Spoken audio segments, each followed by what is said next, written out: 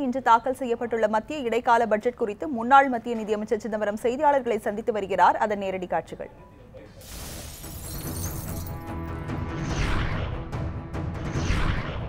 The government has proposed an FD of 3.4%.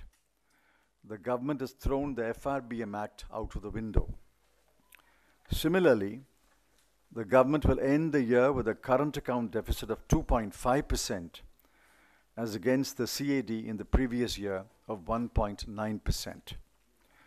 Both numbers for the current year and the estimate of FD for 2019-20 point to incompetent fiscal management and a disdain for fiscal prudence. Let's now look at the announcements.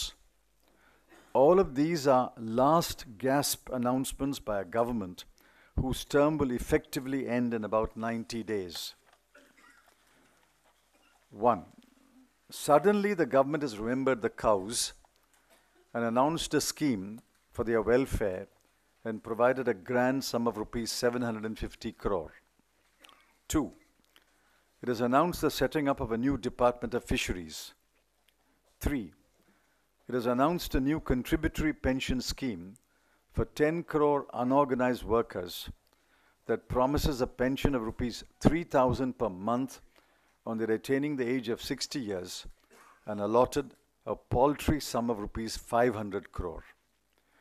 The question that naturally springs to one's mind is, if these were important and necessary interventions, what was the government doing for 5 years?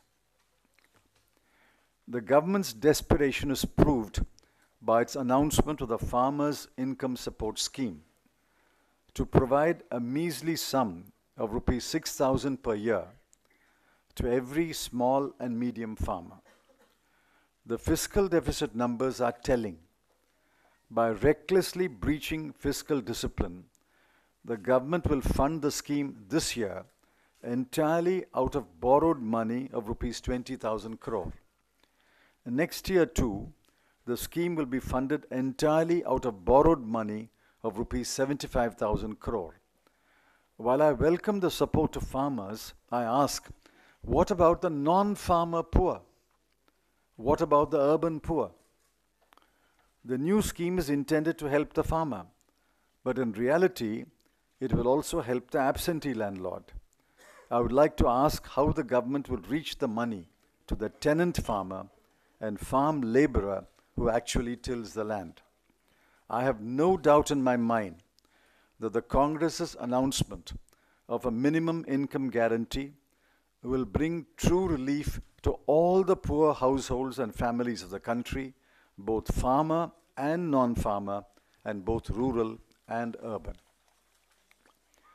The overall impression one got from listening to the budget speech was that the government believed its own fake statistics. Every report from the field, from academics, NGOs, journalists, has exposed the false claims made in respect of ODF-free villages, domestic electricity connections, use of LPG cylinders, and mudra loans.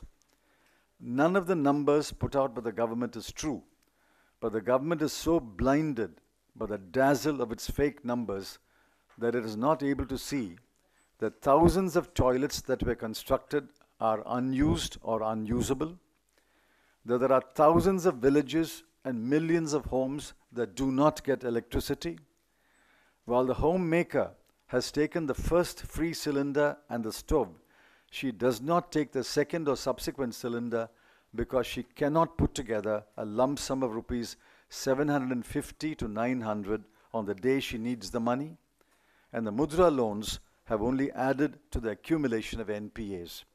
No one believes this government's claims anymore, and I too shall dismiss the tall claims as irrelevant. The direct tax concessions were beyond the authority of the government that will lay down office in 100 days. They seem to have been added at the last hour after the budget numbers were finalized. We will study them carefully in order to find out if they are in accord with the projections of revenue from income tax. In conclusion, I have to point out that while I'm a strong supporter of the use of Hindi and English as official languages, no one intended that the two languages should be used alternately or simultaneously. Those who knew only Hindi did not understand one half of the budget speech, and those who knew only English did not understand the other half. Perhaps that was the real intention of the government. Leave the people confused, at least for a day. The mist that wraps this budget will lift by tomorrow, and the people will see the desperation and recklessness of the government. Questions, please. Sir, economic survey was somewhere missing. What do you make of that also? Well, I'm glad they didn't break that convention. The economic survey is not presented before the vote on account. It's usually presented by the incoming government. When I come to this measly farmers' income support, you had also said that this is a copycat of what you all had proposed in your tweet. But I come to the fact that can this be now, when does this roll out? Because this is an election year. Can they start from April, May when elections are been announced? Will the election commission announce it? These are questions that I would like to know because it involves around 12 crore farmers. So will it be seen as an accepted?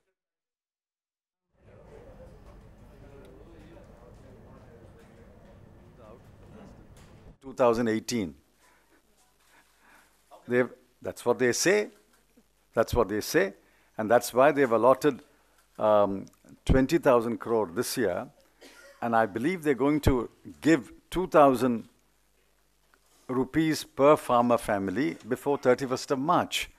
It's clearly 2,000 rupees for votes. What else is it? No farmer has received it either so far. Has there been any precedent before of a rollout? Because I want to. Not to my knowledge. We have never rolled out a scheme retrospectively. How can you roll out a scheme retrospectively? But that's what they say. And will your party go to the election commission to oppose this because if it is. That we'll see what they do. That we'll see. I mean, it's too early to react to what we will do. We have left only with an hour to understand it. The longest speech ended at 12:45. Income tax को लेकर के announcement हुआ है 5 लाख का जो slab है क्या ये भी पहली बार हो रहा है कि जो टोटल इनकम है वो 5 लाख का रिबेट दे रहे हैं और स्लैब में कोई चेंजेस नहीं है ऐसा पहले No. This we had done earlier when we introduced the idea of a rebate from the tax liability. The rebate then was 2,500 rupees.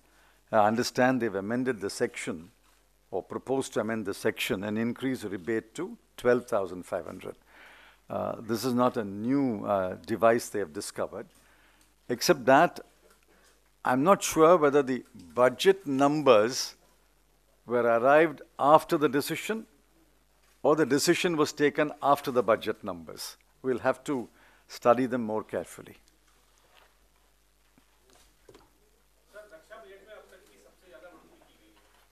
Nothing extraordinary in the allocation for defense.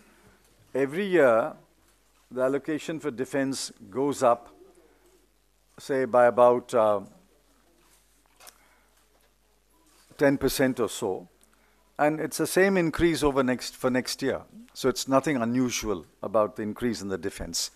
Except that since it crossed 1 lakh crore some years ago, it crossed 2 lakh crore some years ago. Next year is expected to cross 3 lakhs. They're making a big issue about it. But 5 years from today, it'll cross 4 lakh crore.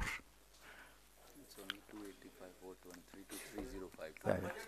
Yeah. So there's no No, it's a very normal. I've got it. point that See, it's a normal increase. As I said, from 2,85,000 crore, it's gone to 3,05,000 crore. Increase of about 20,000 crore, which is very normal. Very normal.